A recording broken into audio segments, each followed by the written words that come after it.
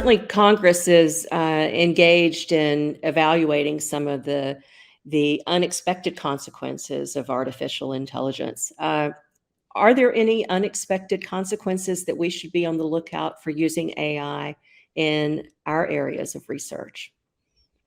Yeah, it's a timely question, right? So there are there are a couple of areas that we really do need to watch out for. So one is bias, and this has come up as you know. There was a major payer was cited for using a model that was biased and was affecting folks with a different uh, racial or ethnic background differently than others in terms of decisions that were being allowed or granted forward within that pair.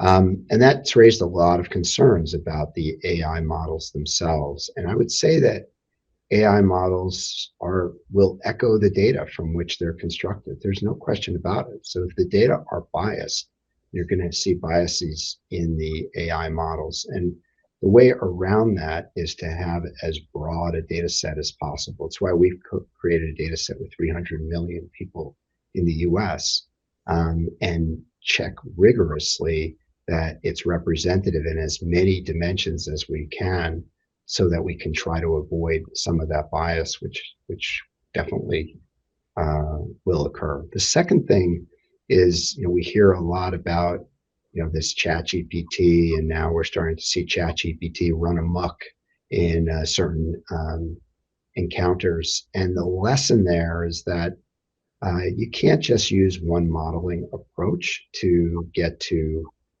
medical grade types of AI, and you need to be looking at things that will explain the black box. We actually have a patent on explainability, which is using a alternate set of algorithms to try to explain what's in the AI box, and then you can have that kind of reviewed by clinicians, and they say, yeah, that makes sense, that doesn't make sense, before you kind of leverage an AI model. And many of these AI models, for particular purposes, they're going to be for treatment purposes, will require going through software as a medical device requirements with the FDA as a further check on their validity.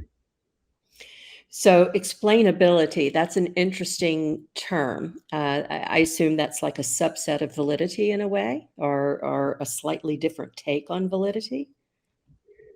It's so imagine and we have an article where we did this in Fabry disease. So if you take a disease like Fabry disease and you are trying to predict whether or not a patient might have underdiagnosed or undiagnosed Fabry disease, what the AI will do is tell you, here's the probability and the likelihood, and you create a cutoff where you're going to say, yes, I think that's high enough probability that I'm going to go ahead and genotype this patient.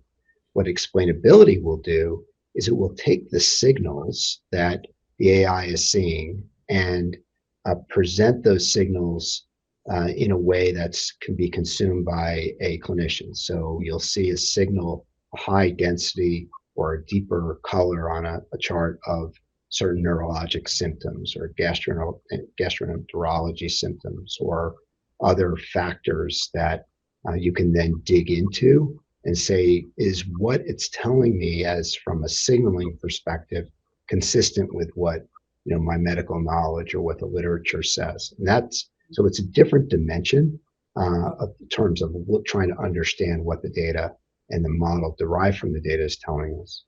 Mm-hmm. Whether it's clinically relevant, I suppose, in Right. the interpretation. Very Right. interesting.